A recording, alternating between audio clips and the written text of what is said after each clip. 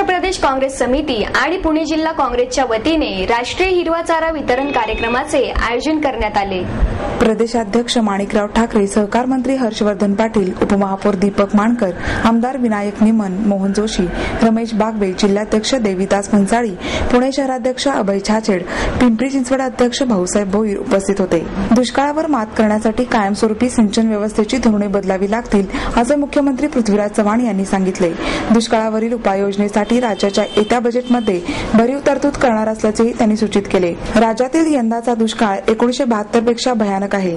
16 जिल्ह्यांमध्ये चिंताजनक परिस्थिती आहे। जनावरांसाठी चारा हवा आहे, मात्र त्यासाठी पाणी कुठून आणायचे हा प्रश्न आहे।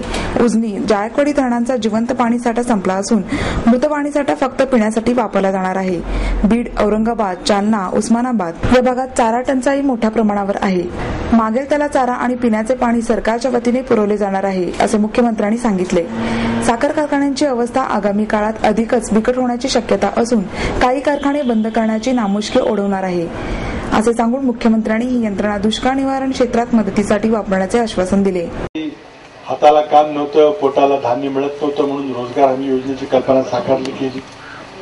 3-4 ला जनावरांच्या छावण्या मोठ्या प्रमाणात उभारल्या गेल्या, तो इतका व्यापक दुष्काळ नव्हता। यावेळेला जवळजवळ 16 जिल्ह्यामध्ये कमी जास्त प्रमाणात हा दुष्काळी परिस्थिती निर्माण झाली, पाण्याची टंचाई निर्माण झाली। प्रामुख्यानं यावेळेला पिण्याच्या पाण्याची टंचाई आणि त्यातून निर्माण होणारे मग चाऱ्याचे प्रश्न असतील, जनावरांना छावण्यामध्ये ठेवण्याकरता चारा आणि पाणी देण्याकरता छावण्या उभारल्या गेल्या असतील आणि टँकरनं पाणी पुरवठा करण्याचे प्रयत्न असतील, अशा प्रकारचा दुष्काळ आज आपल्या समोर आहे आणि अजूनही किमान 3-3.5 महिने तरी पावसाला वेळ आहे।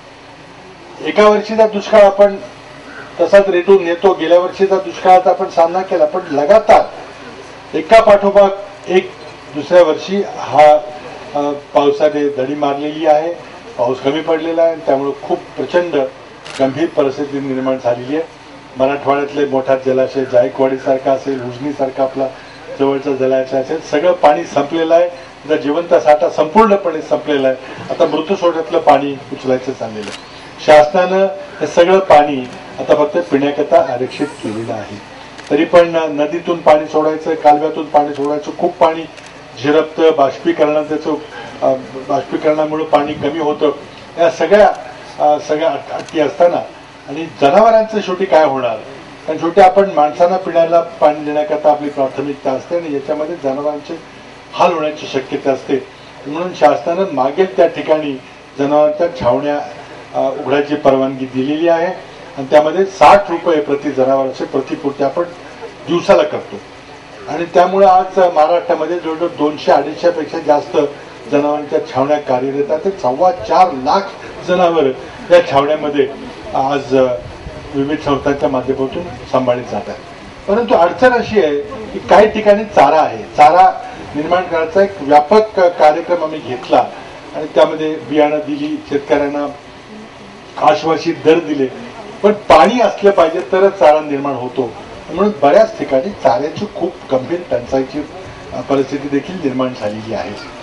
विशेषतः मराठवाड्यामधल्या बीड, जालना सारख्या भागामध्ये, औरंगाबाद, उस्मानाबाद सारख्या भागामध्ये चाऱ्याची देखील खूप टंचाई आहे। ठाकरे म्हणाले, दुष्काळाबाबत काँग्रेसने चारा डेपो निर्माण करण्याचे आवाहन केले होते, त्यास पुण्यातून चांगला प्रतिसाद मिळाला।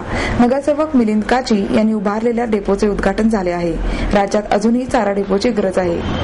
त्यामध्ये आज या ठिकाणी काची कुटुंबांनी प्रदेश काँग्रेस कमिटी आणि पुणे शहर काँग्रेस कमिटीच्या आव्हानाला त्या ठिकाणी प्रतिसाद दिला आणि चारा निर्माण करायचा आणि दुष्काळग्रस्त परिसरातील जनावरांना तो पाठवायचा, अशा प्रकारे प्रदेश काँग्रेस कमिटीने सगळे दुष्काळग्रस्त जो परिसर आहे त्याला लागून असलेला पाणी असलेला जो परिसर आहे त्या ठिकाणी चारा उगवण्याचा कार्यक्रम हातामध्ये घेतलेला आहे आणि त्यांचा हा पहिला कार्यक्रम या ठिकाणी होता। अशा प्रकारचा तालुक्यामध्ये हा दुष्काळग्रस्त परिसर लागून असलेल्या तालुक्यामध्ये हा कार्यक्रम केला जाईल आणि तसंच प्रत्येक जिल्ह्यामध्ये प्रदेश काँग्रेस कमिटीच्या वतीनं, जिल्हा काँग्रेस कमिटीच्या वतीनं त्या जिल्ह्यामध्ये चारा डेपो सुद्धा आम्ही उघडणार आहोत आणि तशा प्रकारच्या कामाला आम्ही सुरुवात केलेली आहे आणि जबाबदारी सुद्धा त्या पद्धतीनं सर्व काँग्रेसच्या कार्यकर्त्यांना दिलेली आहे. जो प्रश्न जो आहे पैशाचा, त्या संदर्भामध्ये राज्याच्या मुख्यमंत्र्यांनी अत्यंत स्पष्टपणे सांगितलं की या दुष्काळग्रस्त परिसराकरता जो पैसा लागेल त्या ठिकाणच्या अडचणी दूर करण्याकरता त्याला कुठेही कमी पडणार नाही. त्यामुळे राज्य शासनानेच ही जबाबदारी घेतलेली आहे. परंतु अपेक्षित असं असतं की केंद्राने सुद्धा मदत या संदर्भामध्ये दिली पाहिजेत. परंतु मागच्या वर्षीची जी मदत आहे ती मदत आली. पुढली मदत सुद्धा येण्याची अपेक्षा आम्हाला आहे. परंतु राज्य शासन अशा प्रकारे कुठल्याही दुष्काळग्रस्त परिसरातील जनतेला त्या ठिकाणी वाऱ्यावर सोडणार नाही.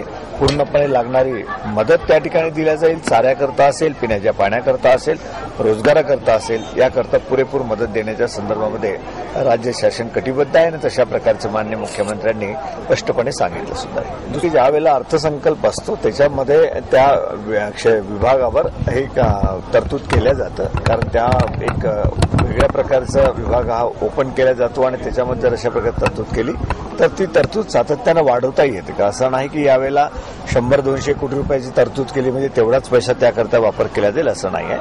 कितीही पैसा मग त्याच्यामध्ये शासन वेळच्या वेळी टाकू शकतो, त्यामधून खर्च करू शकतात. त्यामुळे ते एक व्यवस्था असते त्या बजेटमध्ये तरतूद करण्याची आणि ती व्यवस्था राज्य शासन करेल अशा प्रकारची अपेक्षा आहे. आमच्यासमोर कुठलेही आव्हान म्हणून नाही आहेत. शेवटी यापूर्वी सुद्धा ज्या 2 निवडणुका आम्ही लढलो त्या शिवसेना बीजेपीच्या विरोधामध्येच लढलो आणि काँग्रेस पक्ष हा सत्तेमध्ये आला. त्यामुळे राज ठाकरे काही वेगळे नव्हते, ते सुद्धा शिवसेनेमधलाच एक भाग होते. काही दिवसापर्यंत बाजूला गेले असतील परंतु एकत्र आले तरी पण आम्हाला त्या विषयाचा चिंता नाही आहे. कारण एका विचारसरणीच्या आधारावरती मतं मागतात आणि काँग्रेस हे सगळ्यांना घेऊन चालणारा पक्ष आहेत. सर्व धर्म, सर्व जाती धर्माच्या लोकांना एकत्र बांधणारा पक्ष आहेत. या देशाला अखंड ठेवण्याच्या दृष्टिकोनातून या देशाचं भविष्य ज्या विषयावर असेल त्याला बांधील असलेला पक्ष आहेत. विकासाच्या दृष्टिकोनातून पाऊल टाकणारा पक्ष आहेत. म्हणूनच सातत्यानं राज्यामध्ये आणि केंद्रामध्ये काँग्रेसची सत्ता या राज्यामध्ये आलेली आहे. परंतु जे विरोधी पक्ष आहेत त्यांचा अजेंडा आपल्या सर्वांना माहित आहे की काय आहे आणि ते यापेक्षा सुद्धा काही वेगळं राहू शकणार नाहीत. राज ठाकरेची भाषणं असतील, उद्धव ठाकरेची भाषणं असतील किंवा बीजेपीची भाषणं असतील, त्यांना वेगळी मांडणी त्या ठिकाणी करता आलेली नाहीत. राज ठाकरेंनी मनसे पक्ष सुरुवातीला काढलात. लोकांना असं वाटलं की विकासाच्या दृष्टिकोनातून काही याच्यामध्ये पावलं टाकल्या जातील किंवा तसे विचार असतील. परंतु अशा प्रकारचा विचार मनसे पक्ष काढल्यानंतर कुठेही राज ठाकरेंच्या धोरणातून दिसून आला नाही. तर परत शिवसेनेचीच भाषा ते आज बोलायला लागले. त्यामुळे आम्हाला कुठलीही चिंता नाही आहे. काँग्रेस पक्ष एक विकासावर आधारित काँग्रेस पक्ष आहे, विचारावर आधारित काँग्रेस पक्ष आहे आणि तोच विचार देशातील आणि राज्यातील जनतेला उन्नती देऊ शकतो, राज्याची प्रगती करू शकतो. प्रश्न कोणाला टार्गेट करायचं हा विषय नाही आहे. कोणता विचार बाळगून तुम्ही राजकारण करता हा महत्वाचा भाग आहे आणि ज्या विचाराने तुम्ही राजकारण चाललो आहे त्या विचाराला या राज्यामध्ये, या देशामध्ये कुठेही थारा नाही. लोक ऐकायला येतील, तुम्ही काय म्हणताय ऐकणं हे लोकशाहीमध्ये अभिप्रेत असतं. सगळ्यांचं ऐकले पाहिजे जनतेने. परंतु योग्य काय अयोग्य काय हे काही वेगळं सांगण्याची गरज जनतेला राहिलीच असं मला वाटत नाही. आपण आज मोफत हिरवा चारा अभियानाला आपण सुरुवात करतोय. साधारणतः आपण आफ्रिकन टॉल ही मक्याची जात आहे, ही साधारणतः 50 ते 55 दिवसामध्ये येऊ शकते चांगली. पण आपण 45 दिवसामध्ये ती साधारणतः 4 फुटामध्ये पर्यंत विविध खतं वापरून आणि फवारण्या करून ते खाण्यायोग्य आपण जनावरांना खाण्यायोग्य तयार करू शकतो. आणि सगळ्यात म्हणजे महत्वाची गोष्ट की हा आमचा तिसऱ्यांदा आम्ही प्रकल्प करतो. म्हणजे आमचे आजोबा 72 सालामध्ये आम्ही केलेला होता, 2004 सालामध्ये आम्ही केलेला होता. पण हा एवढा मोठ्या प्रमाणावर जो प्रकल्प आम्ही राबवतोय कारण की आम्हाला पूर्व अनुभव आहे, त्यामुळे आम्ही हा प्रकल्प निश्चित व्यवस्थित पार करू आणि साधारणतः 1000 टन चारा आम्ही दुष्काळग्रस्त भागांना नक्कीच पोहोचवू. कारण की सुक्या चाऱ्याचा जो प्रश्न आहे, सुक्या चाऱ्याने हे जनावरांच्या तोंडाचे विकार होतात आणि त्यामध्ये बरेचशी जनावरं दगावली जातात. आणि त्याच्याबरोबर जर ओल्या चाऱ्याचं जर मिश्रण असलं तर जनावरं व्यवस्थित खाऊ शकतात आणि जगू शकतात. आणि बऱ्याचशा संस्था आहेत की ज्यांना शेतीतलं ज्ञान नाहीये पण आज त्या आपल्याला जॉईन झाल्यात आणि ते म्हणले आम्ही इथं रोज 5 लोक येऊ आणि पाणी कसं धरायचं ते शिकू. तेव्हापासून म्हणजे मक्याला पाणी धरणे एवढी मोठी गोष्ट नाही, पण असे बरेचसे स्वयंसेवक आज आपल्याकडे 300 स्वयंसेवक तयार झालेत की रोजच्या रोज ते 5 लोक येऊन इथं सगळी पाणी करतील आणि 45 दिवसात नक्कीच चालू होईल. आणि आता आपल्याकडे मका तयार आहे. जर प्रदेश काँग्रेसने जर सांगितलं तर मका आपल्याला लगेच आपल्याला उद्यापासून जरी म्हणलं तरी उद्यापासून आपण पुरवायला सुरुवात करू शकतो. आत्ता जे तयार क्षेत्र आहे 23 एकर क्षेत्र झालेलं आहे.